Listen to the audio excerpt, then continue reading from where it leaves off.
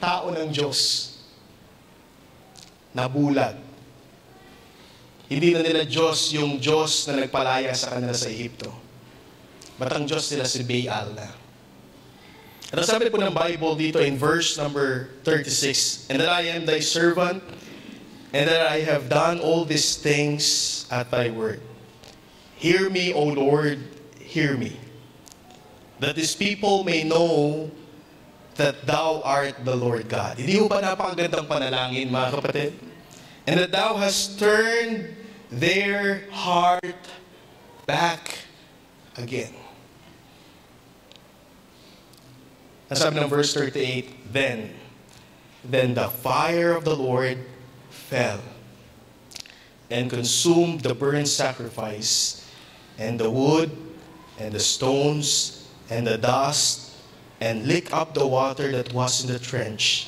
And when all the people saw it, they fell on their faces, and they said, "The Lord, He is the God. The Lord, He is the God." Mga kapatid, ang mensahe po ng Panginoon ngayon, nakita natin yung panalangin ni Elijah, Prophet Elijah. This is the battle in Mount Carmel between the Prophet Elijah alone, 450 prophets of Baal. Actually, yung 400 hindi na nagpunta. Bali lahat-lahat, all in all, 850. Pero mga kapatid, pati kasama po, yung dapat nasa side ng Diyos, wala dun sa side ng Diyos. Andun sila sa side ng maling Diyos, ni Baal. At alam niyo, ang panalangin po dito ni Prophet Elijah, "Lord, hilingin mo yung panalangin ko para hindi ako mapahiya, Panginoon. Hilingin mo, Panginoon, yung panalangin ko, Lord, mag-send ka ng fire dito sa sacrifice nito, Lord, para kundi ang panalangin niya, Panginoon, ipakita mo na ikaw ay makapangyarihan na Diyos."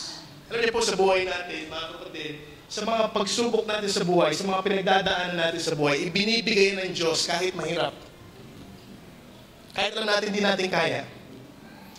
Para makita ang Diyos at kung gaano siya kalaki sa ating pong mga buhay. Amen? That whenever we pray, Lord, pangalan mo ang mapapahiya dito, Panginoon. Lord, alalahanin mo. At nawa, mga kapatid, maging pagpapala po sa atin ito. Kukunin ko po yung mensahe natin in verse number 15. Ang sabi ng Bible, "And Elijah said, As the Lord of the hosts liveth, before whom I stand." The question today, this morning, to whom you stand? To whom you serve? To whom you stand? Let us pray, manalangin po tayo. Panginoon, salamat po sa mensahe na aming po mapapakinggan ngayon. Panginoon, it was been a blessing, Panginoon, in my life. And I pray, Panginoon Diyos, nawa po ay maging pagpapala po ang mensahe po ito sa bawat isa rin po na nandito sa amin ngayon. Panginoon, dalahin ko po na mangusap po kayo. And if there's somebody here, Panginoon, wala pa talagang personal na relationship, Panginoon, sa inyo. Dalahin ko po, Panginoon, na sana po ay magkaroon siya ng pagpili kung sino po ang kanya pong tatayuan, ang kanya pong paglilingkuran. Salamat, Panginoon, sa time na ito. Salamat po sa time ng mga worship, sa mga awitan. Salamat po sa mga napakinggan po naming awit, Lord, na nagpe-prepare po namin po mga puso. At nawa po, Panginoon, kausapin niyo po kami, umalis po kami, umuwi kami, na alam po namin, Panginoon, kung sino po ang aming tinatayuan. Sa pangalan po na aming Panginoong Jesus. Amen and amen. Makaw po na po tayong lahat. Salamat po sa inyo pong pagtayo. Si Elijah po ay isa po sa mga ginamit na propeta ng Diyos. And I remember, yung sumunod sa kanya, yung naging successor niya ay humiling sa kanya.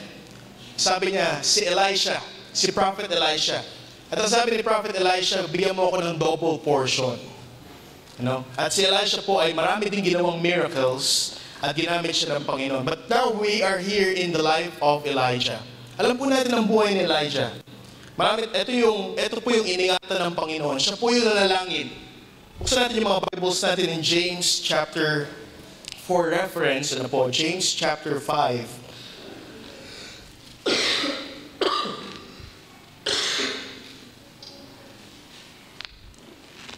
James chapter 5. Salamat, brother.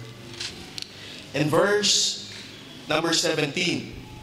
Ang sabi ng Bible, "Elias was a man subject like passion as we are, and he prayed earnestly that it might not rain. And it rained not on the earth by the space of 3 years and 6 months. Verse number 18, and he prayed again, and the heaven gave rain, and the earth brought forth her fruit. Alam niyo po sa storya po dito mga kapatid, kung babalikan po natin yung 1 Kings chapter 18, ay makikita po natin mga kapatid na meron pong tagtuyot. At ang sinisisi po ng dahilan kung bakit meron pong drought at wala pong mga pagkain, wala po silang makain mga kapatid. Ito pong si King Ahab ay tinatry niyang masave pa yung ibang mga pwedeng masave. Yung mga pwede pang pagpastulan ay pwede pang puntahan. Ay tinatry niya pong makita mga kapatid na ang dahilan po kung bakit hindi po at meron pong tagtuyot ay dahil po kay Elijah. Pero nakita po natin dito mga kapatid na si Elijah po sa oras po na ito ay nanindigan po siya sa ating Panginoon. Tunay po sa gulo at sa sitwasyon po na meron po tayo sa mundong ito, napakahirap pong tumayo bilang isang mananampalataya. Sometimes there are times sa buhay natin, sa paglilingkod natin sa Panginoon, papipiliin talaga tayo. Alam niyo po, ang buhay ay buhay ng pagpili. Hindi pwedeng iba ang mamimili sa iyo. Hindi pwede tayo umasa sa ibang mga tao. Sa ating pananampalataya, hindi po pwedeng iba ang maglingkod para sa atin. Hindi po pwede natin sabihin na, ay, yung nanay ko, naglilingkod siya sa Panginoon, ako rin, sabay na rin ako. Hindi po. Ang buhay po ay buhay ng pagpili. Someday, kapag tayo po ay, kaya nga po habang tayo ay nag-aaral, di ba po, habang tayo ay tinuturuan, alam natin dapat kung ano yung tama, alam natin kung ano yung mali. Kasi sa buhay po, sabi nga nila, dito sa habang kinder pa lang tayo, grade 1, grade 2, pero pagdating ng mga grade 6, di ba, gumagamit na tayo ng ballpen, ng mga grade 1 tayo, pwede pa natin burahin yung mga pagkakamali natin, tama po ba? Pwede pa natin ayusin, pero alam niyo po sa buhay, daratingan tayo na kung saan yung pagpili natin ay wala nang balikan. Alam niyo po, dapat po matutunan natin, hindi rin naman pwedeng hindi ka mamimili. Kaya nga sabi ni Joshua, kung tinanan po natin mga kapatid, ang sabi ni Joshua dun sa mga taga-Israelita, choose you this day whom you will serve. Piliin mo kung sino yung paglilingkuran mo. Di ba? Pero ang sabi niya, as for me and my house, we will serve the Lord. Ako, nakapagpasya na ako, sabi niya. Ako at ang aking tahanan, paglilingkuran namin ang Panginoon. Mga kapatid, dito po sa oras na ito, nilalagay po ni Elijah ang mga taga-Israelita sa point na sino ba talaga ang pinaglilingkuran nila. Ang sabi ng verse number 21, ang sabi ng Bible, and Elijah came unto all the people and said, how long? Sabi niya, gaano katagal? Gaano kayo katagal na parang papatawid-tawid? How long halt ye between two opinions? Kanino ba talaga kayo? Sabi niya, sino ba talaga ang pinaglilingkuran ninyo? Kasi nalilito, if the Lord be God, follow Him. At sabi ng Bible, but if Baal, then follow him. And the people answered him not a word. Hindi makasagot yung mga taga-Israelita kasi it means, hindi nila alam kung sino talaga yung panaglilingkuran nila. Alam nila na si Baal talaga yung Diyos-Diyosa nila. Can you imagine mga kapatid, naalala ko yung pinag-aaralan po natin, ano po, yung time na si Moses, wala po siya, nandun po siya sa Mount Sinai. Kinakausap siya ng Panginoon. 40 days, 40 nights, wala pong kinakain si Moses, mga kapatid. Binigay ng Panginoon yung 2 tablespoons sa kanya. Aba, nung na-late lang na bumaba itong si Moses, mga kapatid, iba na agad yung Diyos na tinayo ng mga taga-Israel na ito. Ang sabi nila, ang tagal ng leader natin. Ang tagal ni Moses. Aaron, gumawa tayo ng golden calf. Ano po? At yung natutunan nila yon dahil ang pinaglilingkuran po nila in the Egypt, maraming Diyos-Diyosan, mga kapatid. Kaya tinan niyo po, mga kapatid, sa buhay din po natin, alam niyo po, tayo mga tao, ang gusto natin, kaya nga po sa relasyon, walang nagtatagal ng LDR eh. Bakit? Kasi mga kapatid, tinan niyo po, tayo bilang isang tao, gusto natin nakahawakan natin, nakikita natin, mga kapatid, di ba? Yung bang nakikita natin kung sino yung pinaglilingkuran natin, ang Diyos, kung sino ang makakita sa Kanya, mamatay eh. Diba? Ang Diyos is Spirit, mga kapatid. Pero tandaan natin, yung presensya ng Diyos nasa atin na ngayon. Amen, mga kapatid? Nagtuturo sa atin ngayon kung ano po yung tama at kung ano po yung mali. Mga kapatid, gusto pong makita po natin dito, what are the things? Ano po yung mga bagay na naghihintay sa atin when we really stand for the Lord. Alam ko po, dumating po yung ating prayer conference, dumating po yung time na kung saan naging seryoso ulit tayo sa ating prayer life. Dumating po yung time na iniiyak natin, Panginoon, nagkulang ako sa iyo, nagkamali ako sa iyo, i-revive mo yung puso ko. Alam niyo po, actually, revival din ang nangyari sa mga bawat isa sa atin. Amen? Amen po ba, mga kapatid? Di ba po? Kaya, sana po, mga kapatid, maintindihan natin na talaga pag tayo ay tumatayo sa kung ano yung tama, at tumatayo tayo kung ano po yung nais ng Panginoon, lagi pong merong oppression. Lagi pong hindi gusto ng kaawayan. The first thing that we need to expect, let us expect opposition. The first thing that you need to expect is to expect opposition. Alam mo, kapag sa basketball, sabi ko nga lagi, kung sino yung nakaka-score, yun ang laging binabantayan. Napanood niyo po ba yung laro ng Ginebra sa Cameralco Bolts? Etong si Justin Brownlee, di ba? Ang tindi. Siya yung binabantayan kasi bakit? Siya po yung laging makakascore eh. Isipin niyo po, ang tambak ay 5, nahabol pa, sila pa yung nanalo. Hindi mo babantayan yung aanga-anga, yung mag-dribble, ganyan. O kaya mag-shoot, parang pag ganito. Di ba? Ang babantayan mo yung scorer. Sa madalit salita, mga kapatid, pag naglilingkod tayo sa Panginoon, at kapag tayo ay may ginagawa sa Panginoon at nagagamit ang buhay natin ng Panginoon sa ibang mga tao, maraming nakakakilala sa Panginoon, maraming natuturuan ng mga bata, ipinapagamit natin yung resources natin sa Panginoon, ipinapagamit natin yung bahay natin, ipinapagamit natin yung sasakyan natin. Pag ang buhay mo ay nagiging kagamit-gamit sa Panginoon, expect opposition. Bakit? Kasi ayaw ni Satan na makapuntos ka sa kingdom ng Panginoon. Ayaw ni Satan, mga kapatid, na meron siyang makikita na nasa-save.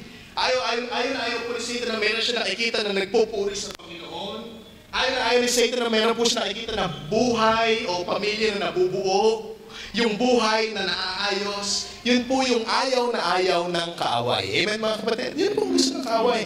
Kaya we need to expect opposition. The first thing that I want you to see here is they were blinded from the truth. They were blinded from the truth. Ang sabi po ng Bible in verse number 17, and it came to pass, nagtagpo na po itong si Ahab at si Elijah. Ang nangyari po dito, sabi ng verse 17, and it came to pass when Ahab saw Elijah. Tignan niyo po kung gaano sila kabulag sa katotohanan. Ang sabi ni Ahab sa kanya, ikaw ba yung nanggugulo dito? Art thou he that troubleth Israel? Sipin niyo po yun ha. Teka, Israel ito. Kaya nga naging Israel ito dahil sa Diyos eh. Amen, mga kapatid? Diba? Naalala niyo po yung preaching ni Pastor Art? Baka namamali sila, mga kapatid. Ito ay tao ng Diyos.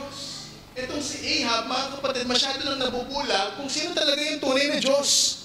Dahil ang Diyos para sa kanya ay si Baal. Si Ahab po was the worst and most ungodly king that Israel ever had. It was Ahab who introduced Baal worship in Israel. Alam po natin that Ahab was a worshiper of Baal, and yung government niya, ipinopromote and sinusuportahan ito pong pag-worship kay Baal. Siguro ang tindi po ng persecution noon na kapag ikaw ay naglilingkod, ipapapatay ka rin. Kaya nga po dito si Obadiah, marami siyang itinagong mga prophets ng Panginoon. Kaya natatakot siya kasi siya po yung isa po sa mga nagtatrabaho kay Ahab, mananampalataya siya, natatakot din siya sa kanya pong buhay. Pero si Obadiah, in the previous verses, makikita nyo, tumayo din siya para sa Panginoon. Sinabi niyang nakita niya si Elijah, at si Elijah gustong katagpuin siya at gustong harapin siya. Kaya kung makikita po natin, mga kapatid, ang paniniwala po ni Ahab, galit na galit siya kay Elijah dahil si Elijah po ang dahilan kung bakit nagkaroon ng matinding tagtuyot. Pero tinan niyo po sabi ng Panginoon, tinan niyo po kung paano iningatan ng Panginoon si Elijah. Dinala siya dun sa Brook of Cherith. Amen, mga kapatid? Dun siya umiinom. Magiging choosy ka pa ba? Di ba? Sasabihin ko pa ba, baka, Panginoon, grabe ka naman mag-provide. Minsan kasi hindi tayo nagiging thankful sa mga blessing. Di ba, mga kapatid, di ba? Maisipin ko pa ba na baka may naliligong kalabaw dun sa taas ng bundok at baka madumi ito? Tagtuyot na, mamimili ka pa. Di ba? Pero si Elijah, mga kapatid, naging mapagpasalamat siya. Nakita niya, sumunod siya sa provision ng Panginoon. He went to the brook of Cherith, mga kapatid. Doon siya umiinom, pinapakain siya ng raven. Yung raven po, nakita ko ng raven. Selfish po na ibon to. Pag makakita sila ng prey, pag meron silang rabbit o ahas, nakita, naku, mag-aaway-aaway yan. Hindi sila nagbibigayan. Kapag naagaw ng isa yung malaki, aagawin pa niya dun sa bibig ng isa. Pero tignan nyo, ginamit ng Panginoon. Tiname ng Panginoon para i-provide yung mga pangailangan at pagkain ni Elijah. Amen, mga kapatid? Nung natuyo na po yung brook of Cherith, mga kapatid, ano po nangyari? Ang Panginoon, dinala siya sa babaeng balo. Sa dami-dami na pwedeng gamitin, bakit babaeng balo pa? Diba? Bakit yung wala pang trabaho, wala pang kakayahan? Bakit?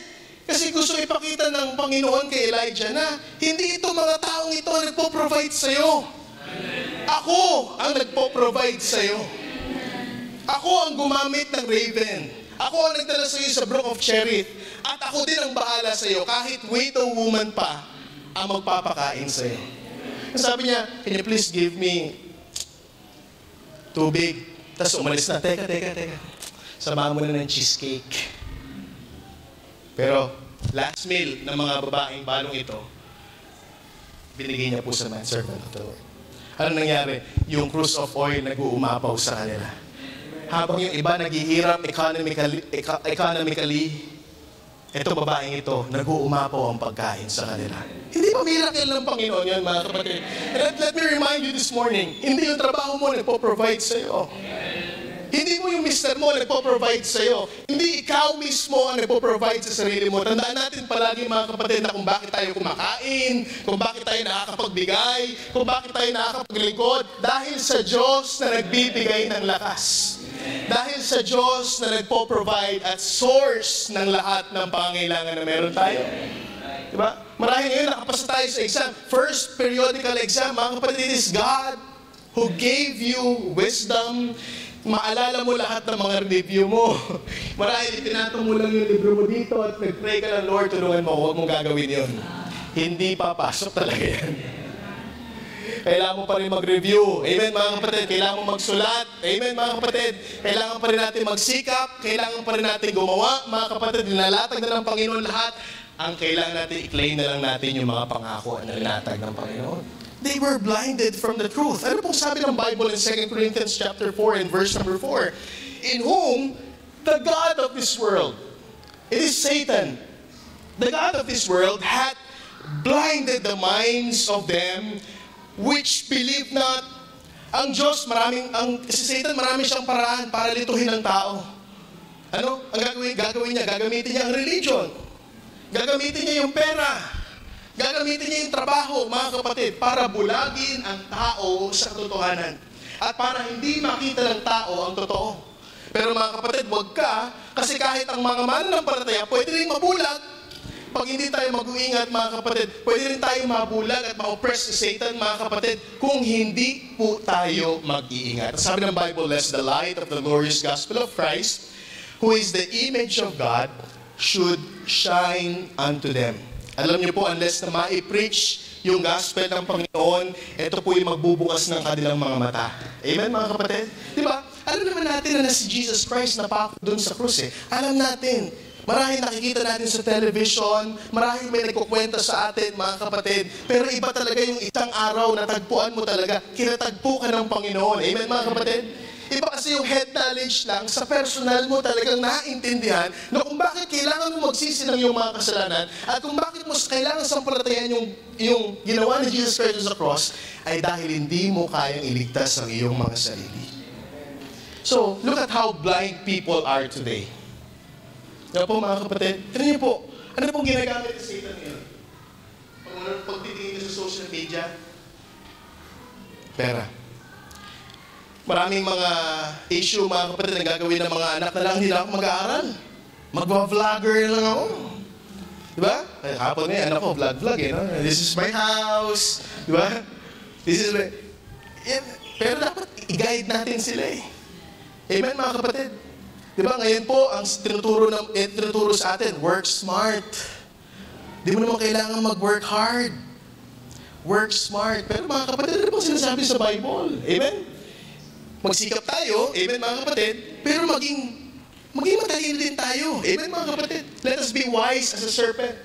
Pero sa lahat po ng mga bagay, mga kapatid, wise as, hindi pala serpent, as a dove po yata yun. Nalimutan ko yung verse, pasensya na po. Pero gusto natin makita mga kapatid dito, na meron pong bumubulag sa ating henerasyon ngayon. Amen? Mga kapatid, may bumubulag sa henerasyon natin ngayon. Mga young people, please, let the Word of God fill your minds with the Word of God. Baka hindi mo napapansin, hindi na Diyos ang pinaglilingkuran mo ngayon. Baka ang pinaglilingkuran mo na ngayon, yung sarili mo na. At yun ang gusto ni Satan. Baka hindi na ang Panginoon ang priority mo ngayon. Baka hindi na talaga ang Diyos ang pinaglilingkuran natin. Maybe we are in the ministry, pero nakita natin mga kapatid sa prayer conference na magkaiba pa rin talaga dapat. Iba yung naglilingkod tayo sa Panginoon. Iba rin yung personal nating debosyon sa Panginoon. Amen mga kapatid? Maganda yung nagagamit tayo ng Panginoon sa ministry, pero maganda na bago natin unahin yung ministry, na-advance natin sa panalangin. Pinapanalangin natin mga kapatid. Kaya minsan powerless tayo, parang walang nasa-save, parang walang na ipapaptize, mga walang nangyayari. Tandaan natin, it is through the power of God. It is through the power of God. Hindi lang po yan, they were blending in truth. They were blending in truth. They are not just blinded, they were blended in truth. Ang sabi ng Bible dito in verse number 18, sumagot po si Elijah, I have not troubled Israel, but thou, ikaw ang nanggugulo. And thy father's house, in that ye have forsaken the commandment of the Lord, and thou hast followed Baalim. Salamat dahil may Elijah na pwedeng humarap doon. Kasi sa dami-dami ng Israel, walang gustong humarap kay Baal.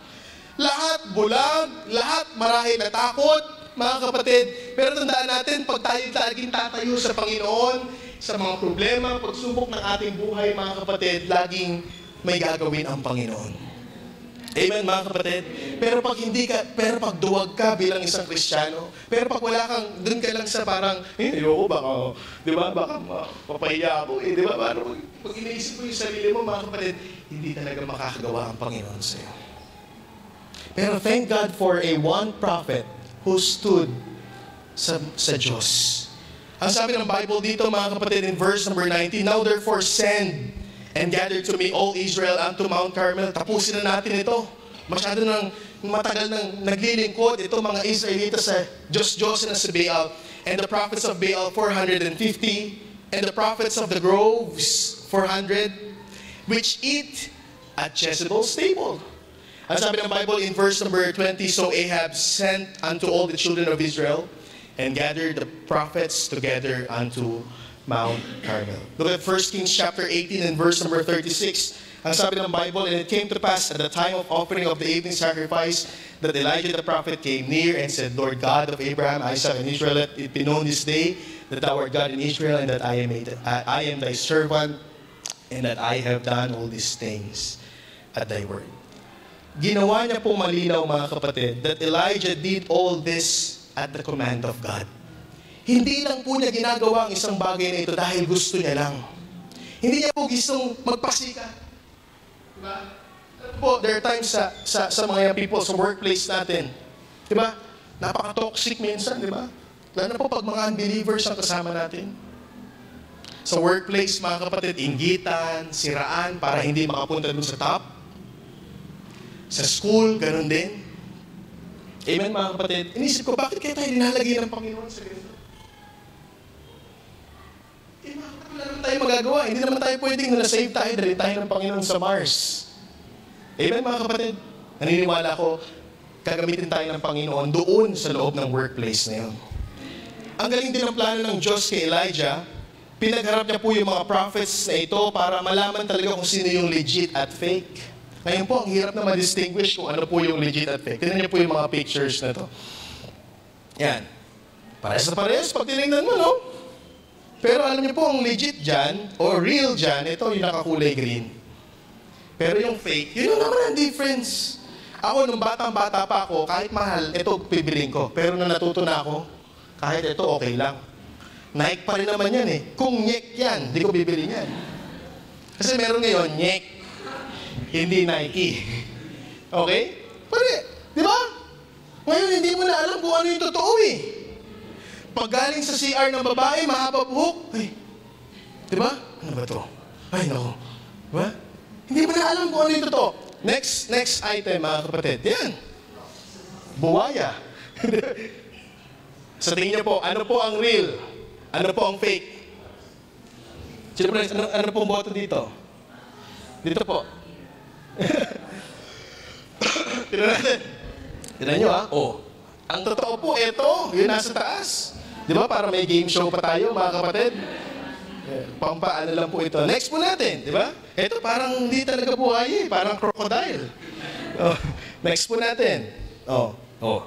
Parehas na parehas eh. But what is real and what is fake? Di ba? Sino po nagsasabi sa right? Sino po nagsasabi sa left? Sino po nagsasabi sa gitna? O, tinan nyo, kahit kayo nasa gitna, hindi nga pwedeng ganun. Kailangan nyo mamili kung sino yung paglilingkuran nyo. Sino po nagsasabi sa right? Ayun. Left! Right. Okay, sige po. Already? Ayun! Si Jordan po, nakaganyan, hindi nakaganito lang. Okay? Sa mga kapatid, kahit sa mga authentic, di ba? Kasi meron nakalagay si Jordan, ang laki ng tiyan, di ba? Napasobra yung sinuli dun sa bandang tiyan, naging bola, dapat, di ba? Kahit sa mga items ngayon,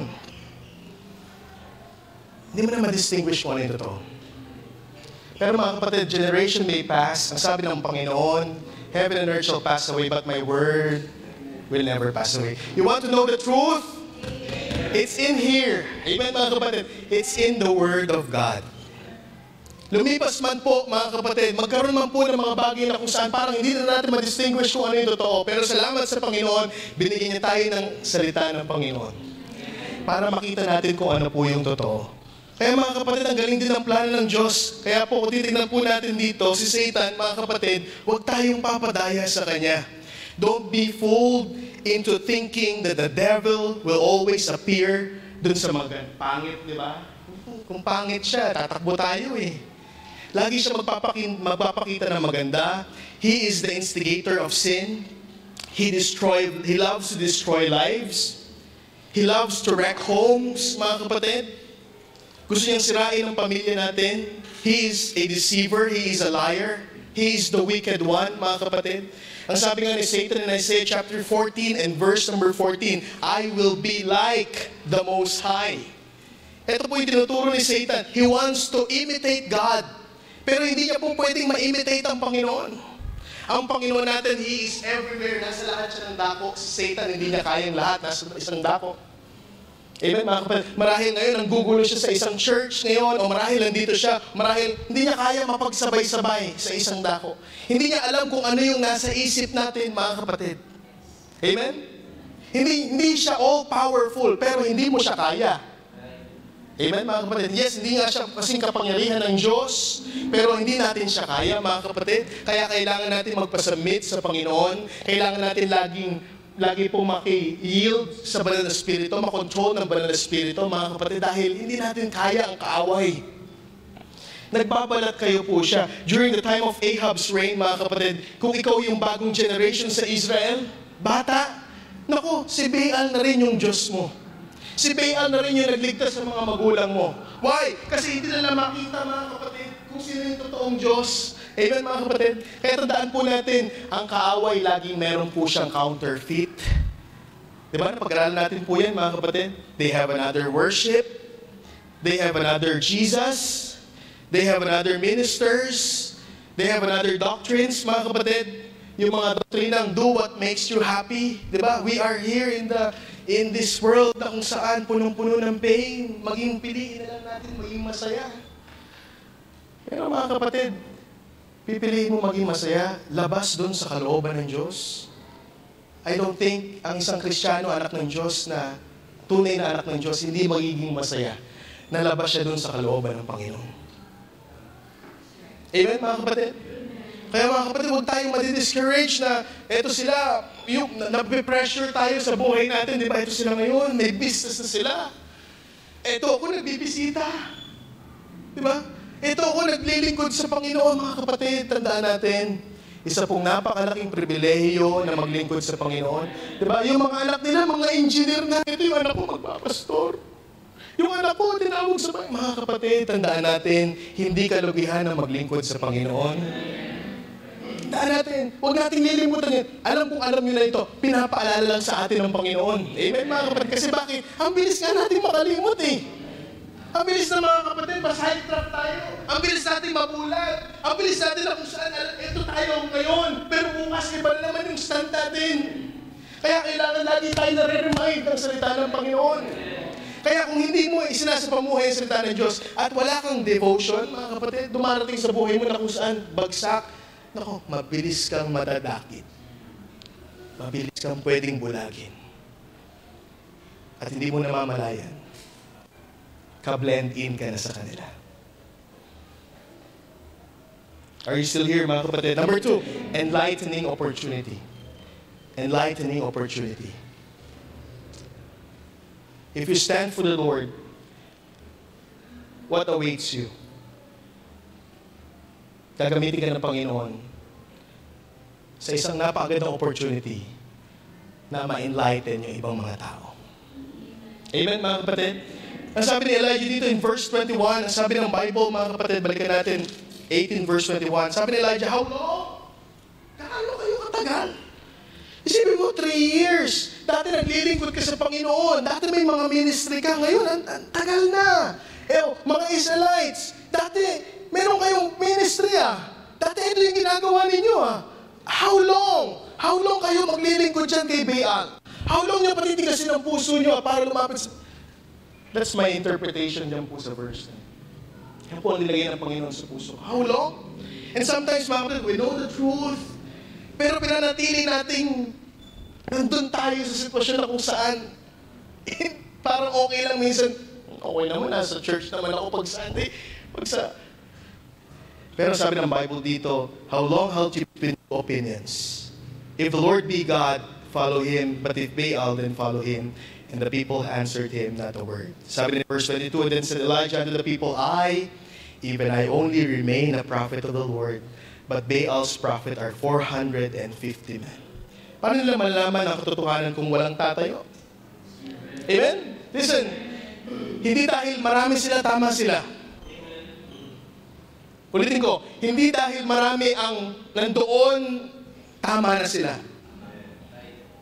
Amen, mga kapatid. Amen? Lagi natin tatandaan yun, hindi po sa quantity. Amen? Kundi nakikita natin, hindi dahil marami itong sektang ito, relihiyon ito, tama sila, mga kapatid. Amen? Ako nga, may battle ako niyan dati. Kasi kahit ako nagtatanong, bakit ang konti namin? Pero as I grow to the Lord, nung bata ako, lumaki ako sa church, sabi ko, paano kaya kung yung tatay ko hindi totoo, no? Parang alaki buloy. Ganun po. Paano kaya kung di kaya kami yung totoong masasave? Ganun, may mga pag-iisip akong ganun. Pero naisip ko yun kasi yung pagkakakilala ko sa Panginoon, hindi pa talaga ako tunay na nag-grow. Kaya alam niyo po yung kahalagahan mag-grow sa Panginoon. Kasi pag nag-grow ka sa Panginoon, in His Word, naiintindihan mo yung mga bagay-bagay sa Kanyang salita. Sabi ko noon, ba't kaya hindi kami naninigarilyo? Yung iba naninigarilyo. Ba't kaya yung iba hindi umiinom? Kami hindi umiinom. And then I found out. Sabi ko, dali lang magparami, mga kapatid. Di ba? Ngayon, payagan natin yung mga, baka dumami yung mga men natin, no? Pwede nang sugal, mga kapatid. Pwede nang scatter. Di na bawal. Di ba? Pwede na yung maganda yung sa labas. Mga kapatid, siguro dadami tayo. Then I found out na dapat pala ang tinatanggap ng Panginoon, ang gusto ng Panginoon, kung talagang ikaw ay tunay nasa Kanya na, maging buhay mo, maging kaaya-aya, pleasing sa harapan ng Panginoon. As I grow sa Panginoon. Kaya kung may mga questions tayo ngayon hindi natin maintindihan, sunod lang sa Panginoon. Huwag kang aalis. Stay patient with Him. At ito po yung mga points natin dito, mga kapatid. The Lord needs people who will courageously represent Him.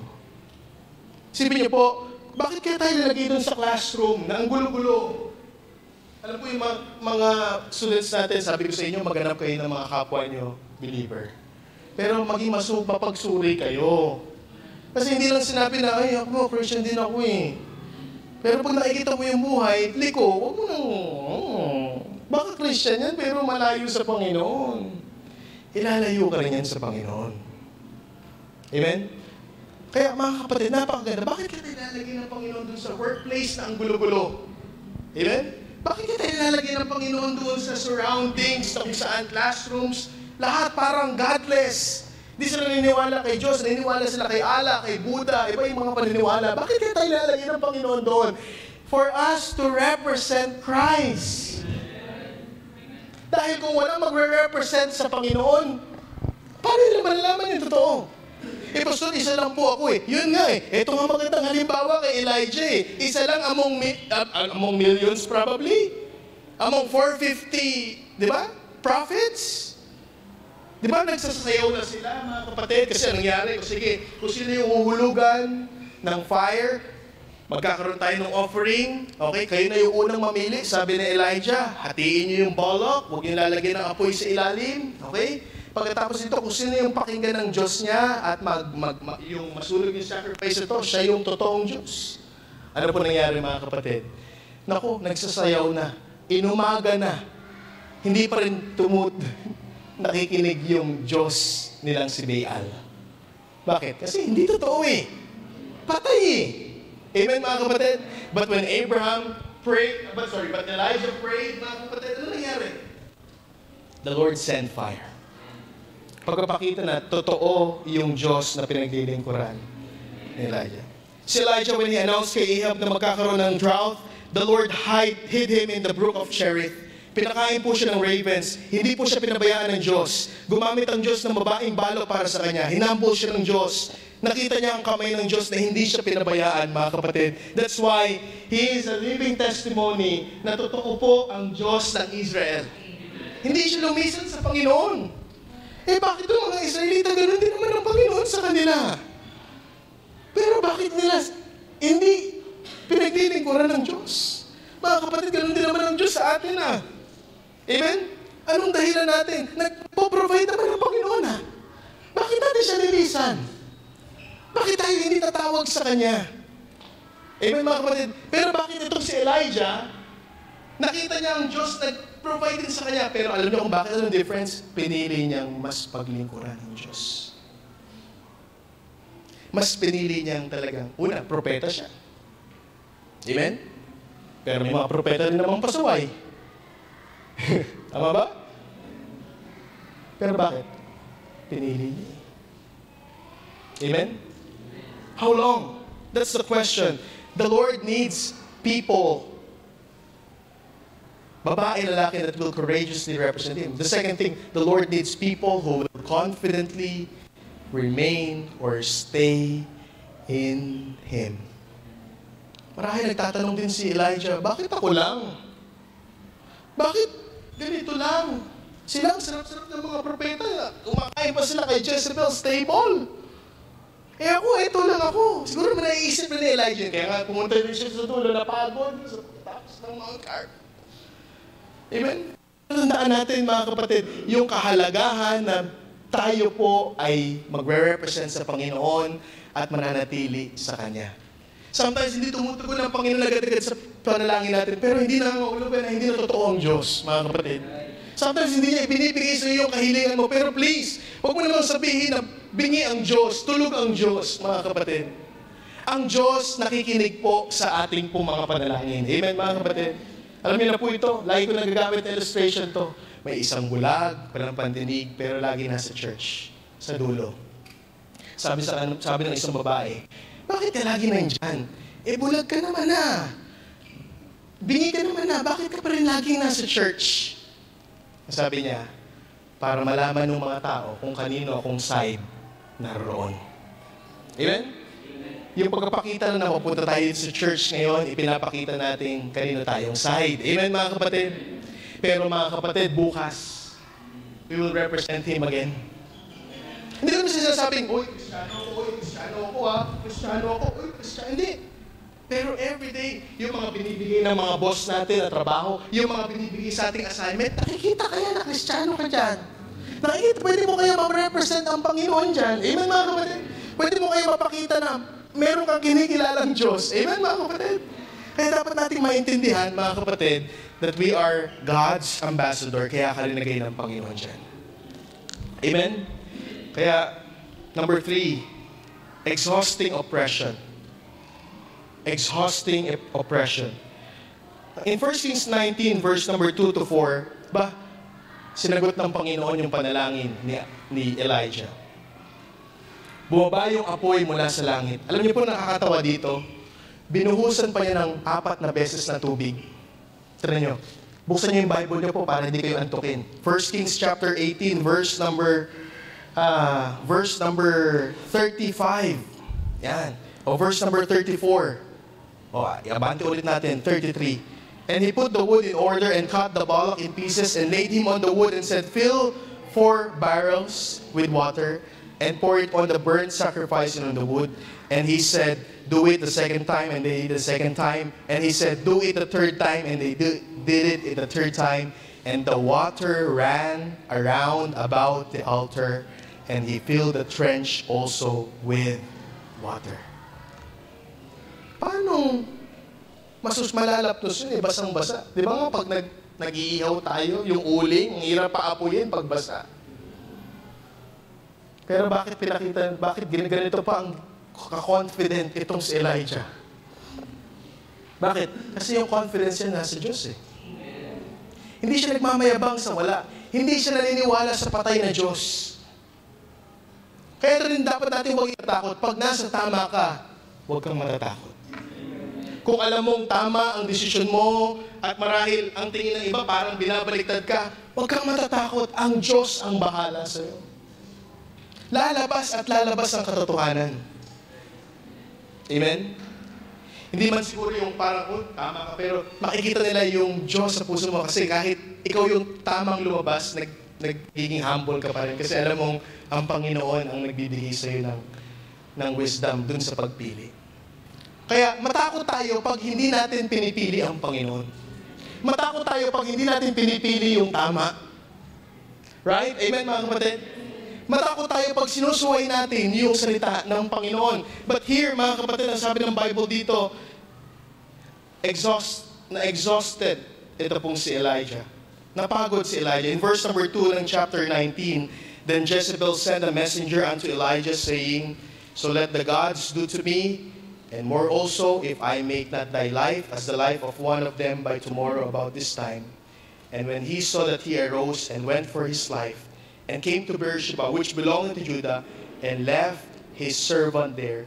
But he himself went a day's journey into the wilderness, and came and sat down under a juniper tree, and he requested for himself that he might die, and said, it is enough now, O Lord, take away my life, for I am not better than my fathers. Alam niyo po, nung time na yun, nakita yung miracle ng Panginoon. Pagbaba ng apoy, lapnos, ubos, wala natira.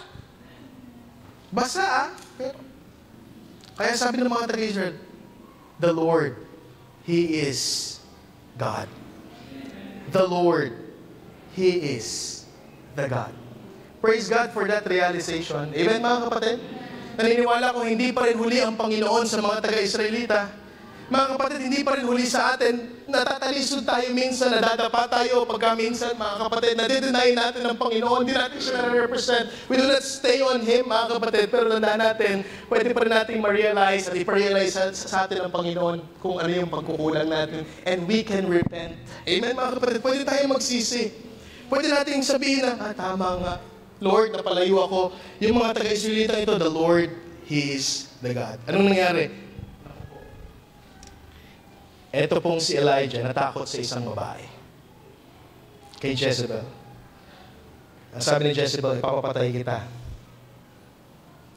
Pero ito, dumarating po din sa pagkapagod itong si Elijah. Sabi niya, it is enough. I can't do this anymore, Lord. The work was stressful. Exhausting. At parang walang nangyayari. Pero hindi niya nakikita na napakaganda ng resulta na nangyari sa ministry. And sometimes, ganoon din sa ating po mga buhay, mga kapatid. Sometimes, ang ministry nagiging parang kabigatan.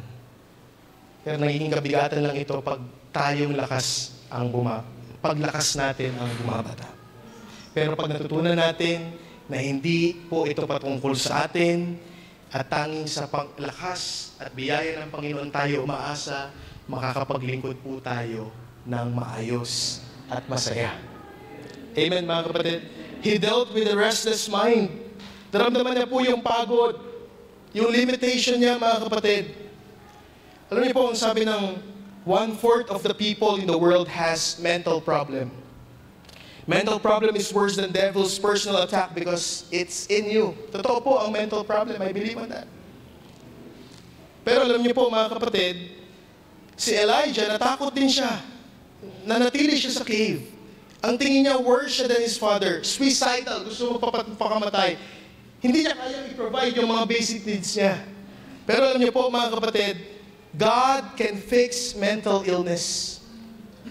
Amen? Kayang ayusin ng Panginoon. Hindi lang tayo kayang pagalingin ng Panginoon physically. Kayang ayusin ng Panginoon yung mga mali nating pag-iisip. And that is through renewing our minds by the Word of the Lord. Amen? By the Word of God. Alam niyo po, meron tayong rason, meron tayong hope. Ang sabi ng 2 Corinthians chapter 1, verse 3-7, Blessed be God, even the Father of our Lord Jesus Christ, the Father of mercies, and the God of all comfort, who comforted us in all our tribulation, that we may be able to comfort them which are in any trouble,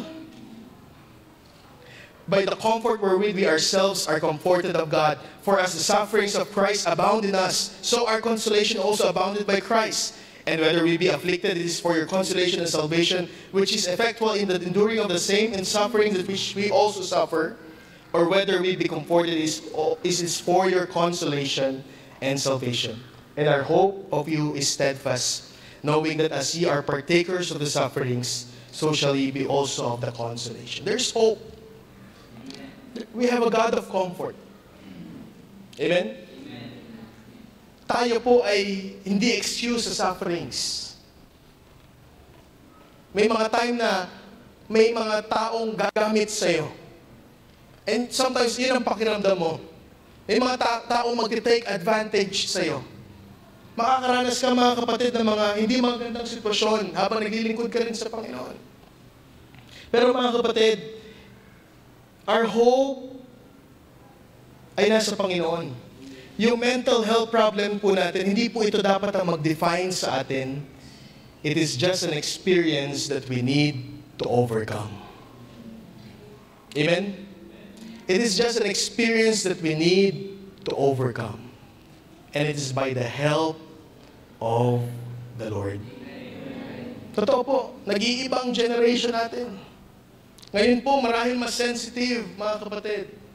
Pero tandaan natin, mga kapatid, ang pag-asa ng bawat generation, ang bawat pag-asa ng bawat tao, ang pag-asa natin sa mga traumas na mga napagdaanan natin, walang iba kundi ang Panginoon.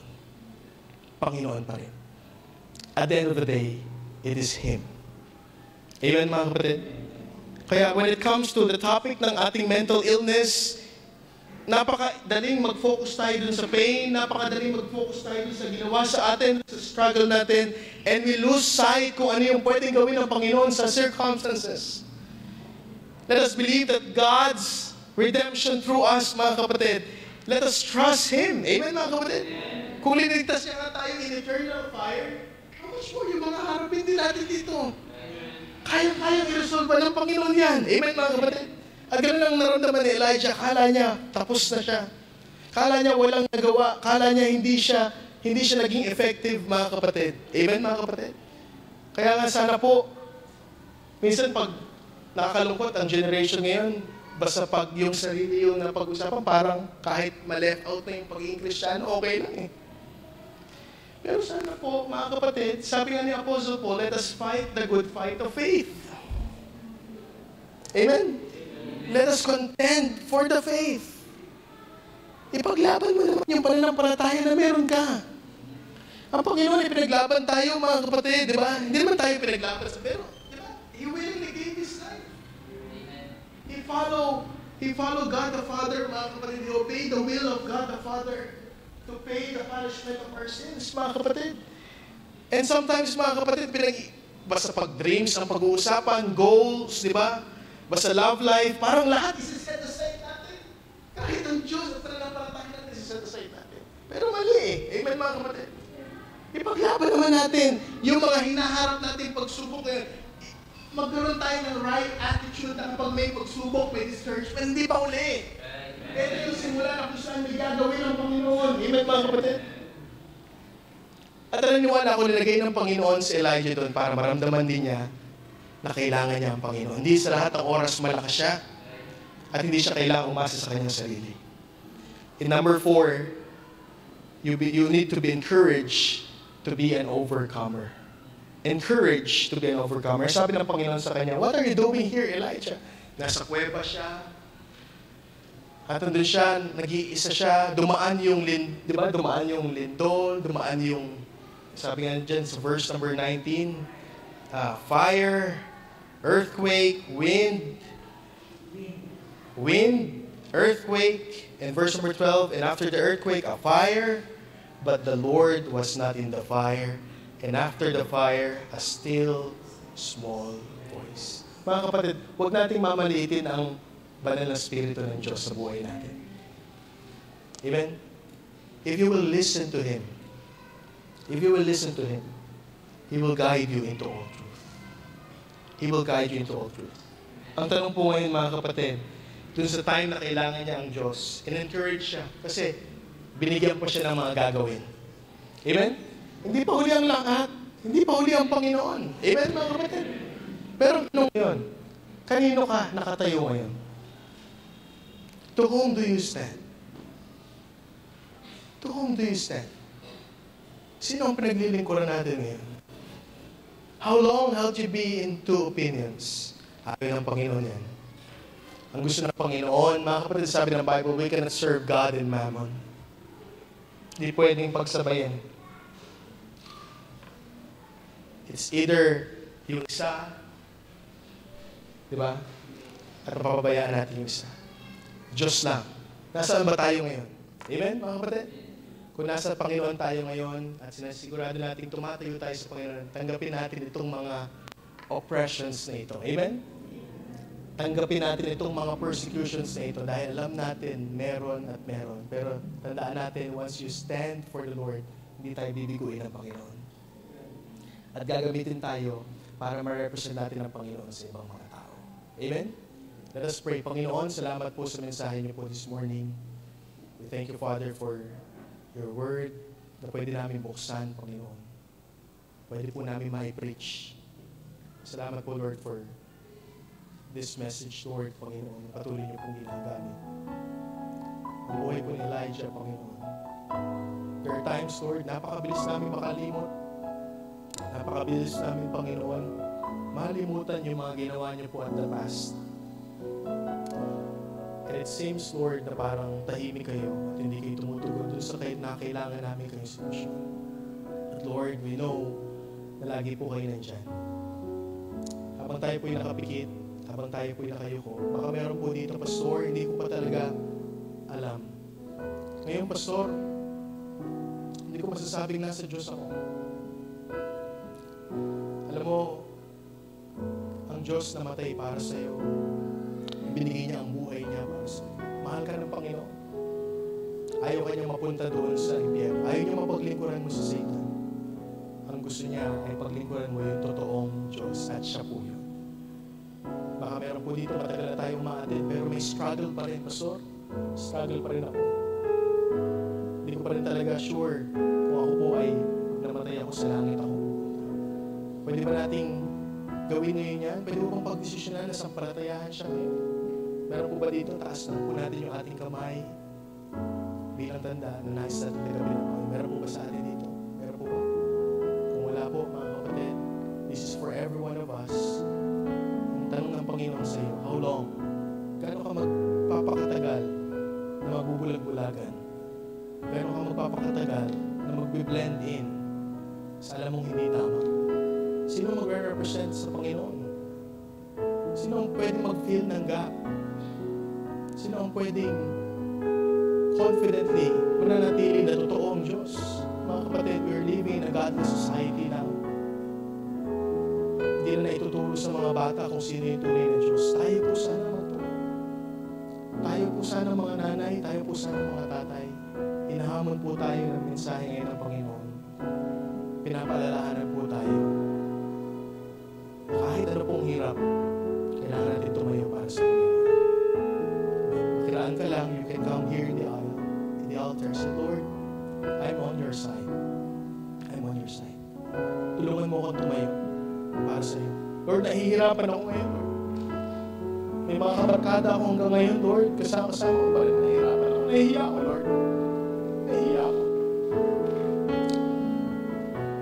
Pinasal nila ako. Pinubulyawan nila ako. Pero Lord, hindi ako mahihiya. Sasabihin ko, Lord, kung kaninong side ako. And I'm on your side. Help me, Lord. Help me to, Lord, to live a life pleasing you. How about the others, mga kapatid?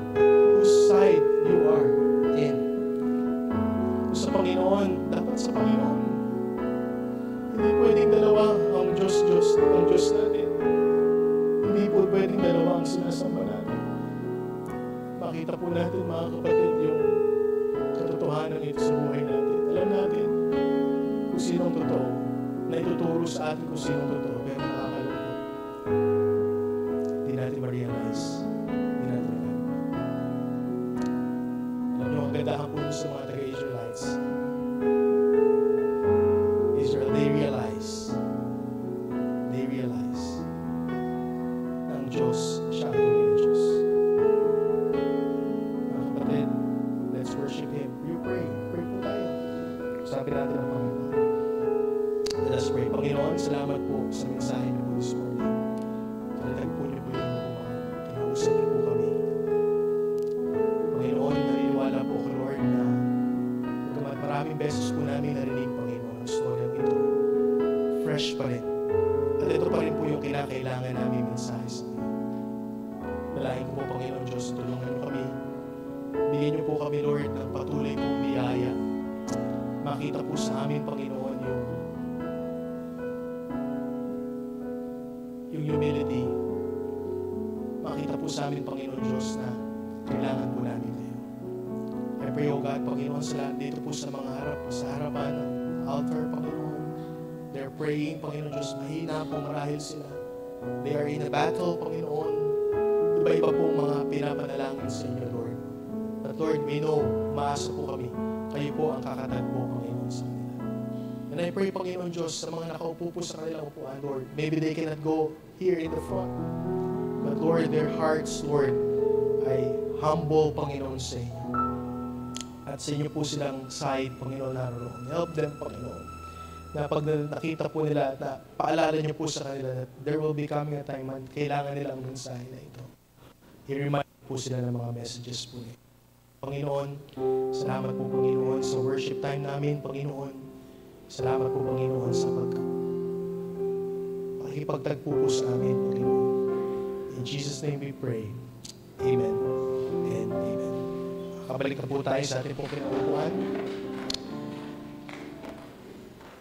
Let's sing. Mawit po tayo. Ano po? Awitin po natin yung isa pong awit. Ano po?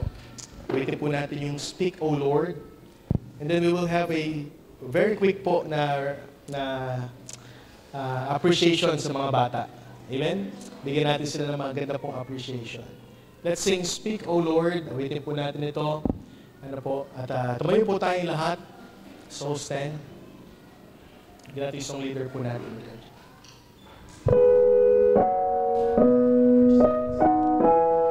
Amen. Awitin po natin. First, hanggang second stanza po. Ano po?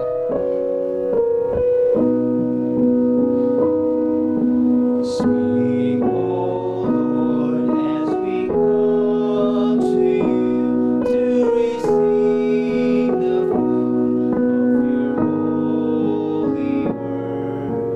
Take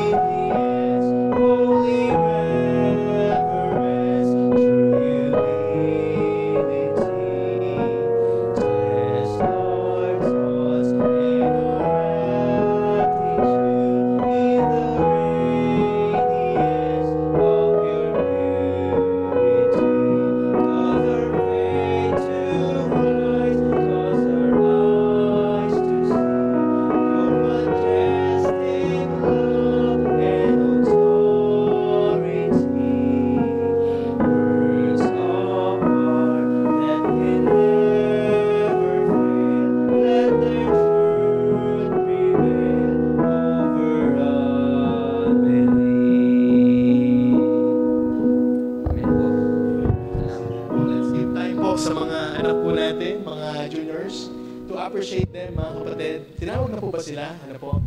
At makakaupo na po muna tayo. Ano po? Let's appreciate them. Meron po silang attendance. Ano po?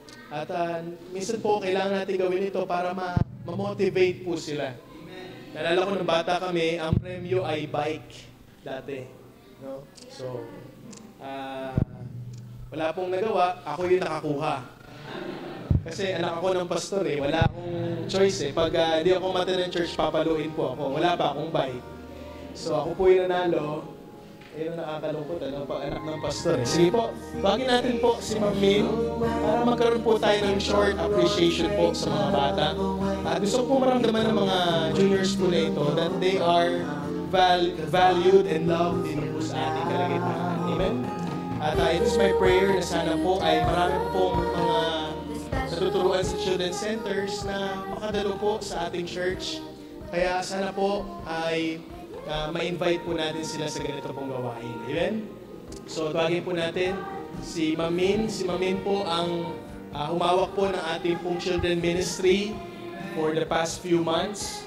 And I'm very thankful po sa dedication at sa love po ng aking may bahay sa ating pong mga anak. Po. So, sige po, tawagin natin yung ating pong, kunin po natin yung tulungan po natin, yung i-assist po natin at bigyan po natin ng time, yung mga kailangan po, at tawag dito, yung mga juniors po natin. Ayan. Sige po. Amen, mga kapatid, pakita natin kung kaninong side tayo mamaya. Bumalik tayo, amen? Bumalik tayo mamaya. At mamaya po, napakaganda po ng lesson natin is about prayer. At mayroon po tayong chance na matuto po regarding po sa prayer. Alright? Sige po, habang binibigyan po natin ng time.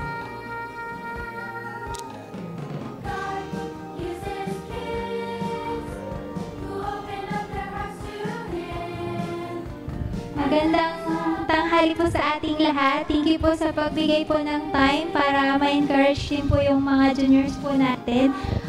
All throughout the past 3 months po ay talagang nakitaan po talaga rin natin sila ng hard work po at talagang yung dedication po nila sa pag-memorize ng verses, sa pag-alala po ng mga lessons, talagang proud na proud po tayo sa kanila. Kaya tawagin po natin yung mga juniors po natin dito sa harapan. Magpe-present lang po sila ng konting memory verse bago po tayo mag-send ng certificates.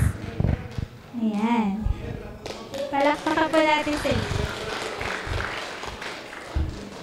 Sunod-sunod na lang mga kids ha. Pag napasa sa inyo yung mic, sasabihin niyo yung verse na napunta sa inyo. Doon kayo.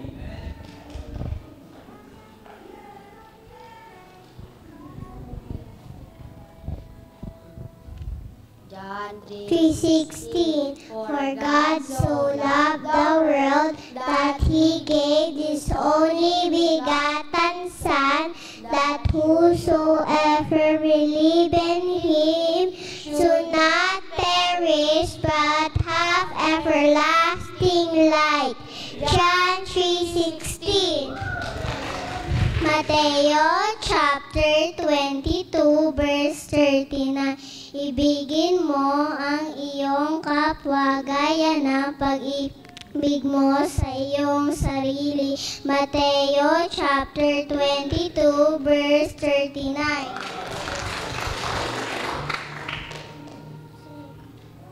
Second Peter 3:18.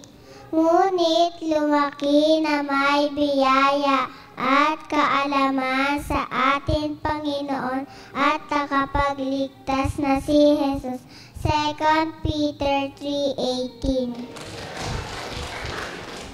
Matthew chapter 9 verse 9. Sinabi ni Jesus sa kanya, sumunod ka sa kanya. Mateo chapter 9 verse 9.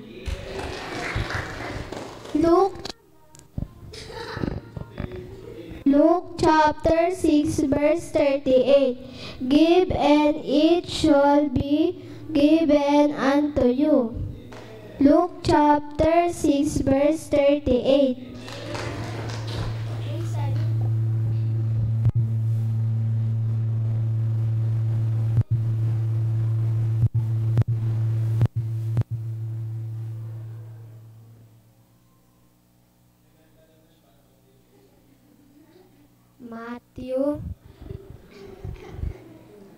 Matthew chapter 9 verse 6. Ye may know that the Son of Man hath power on earth to forgive sins. Matthew chapter 9 verse 6.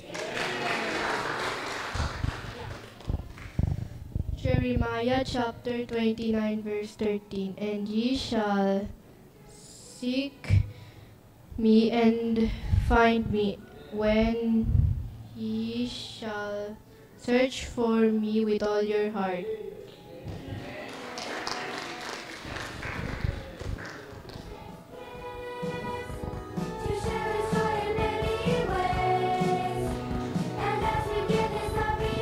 Ayan. So, okay.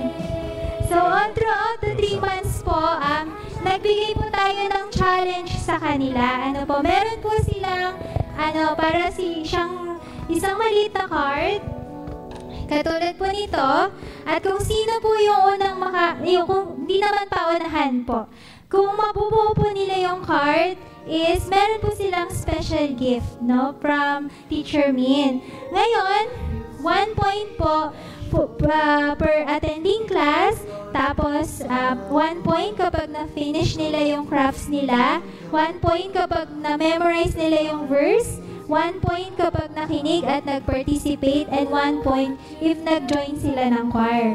No? So, blessing po kasi may mga estudyante po talaga tayo na nakadalawang na po sila, nakapuno. No? So, pero ito po ay yung first card pa lang po na napuno nila. So, ito po, tatawagin ko na po yung mga mga bata pong nakapuno po ng kanilang card. Tawagin ko po si Kuya Nash.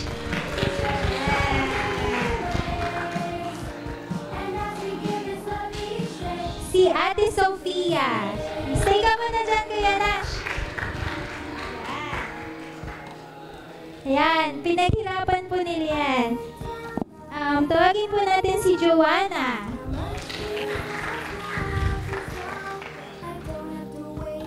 Si Solana.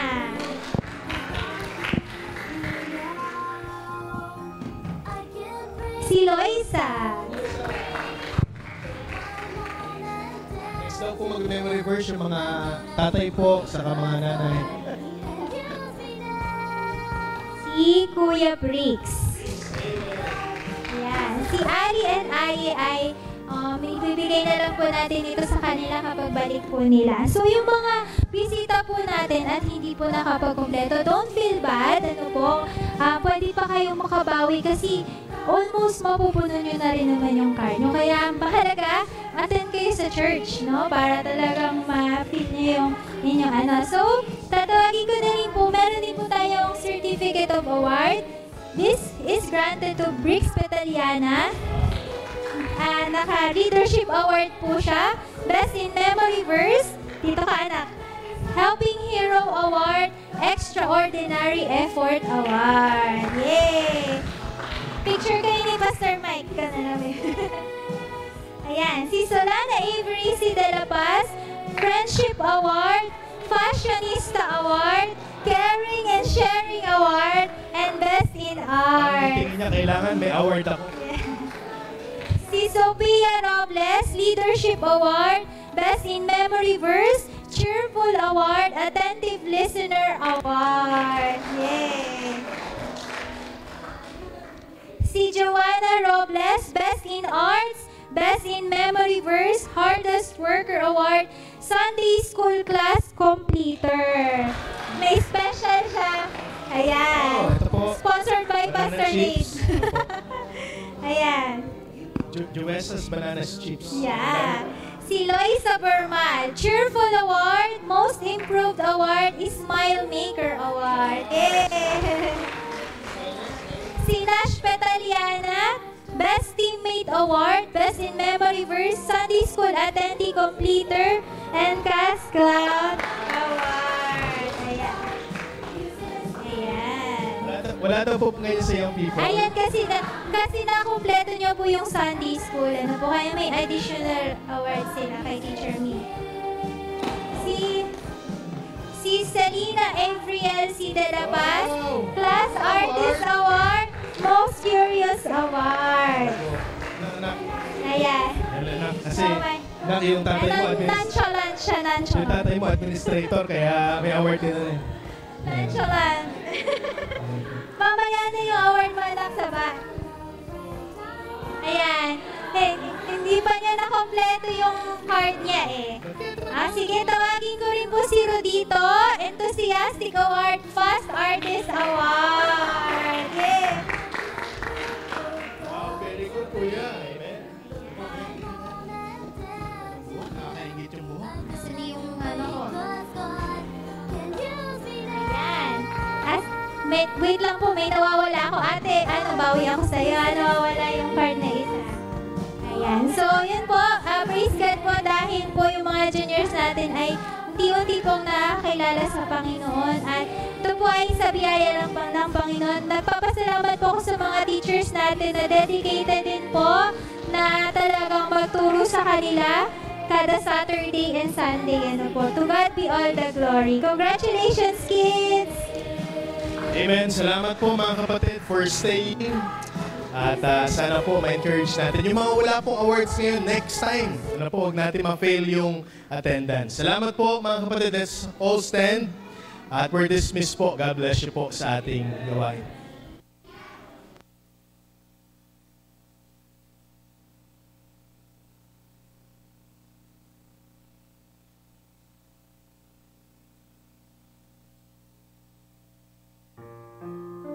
Mga kapatid, mga members, meron pong mamaya, financial reporting, after po ng discipleship. Yun lang po. God bless you po. Happy lunch po.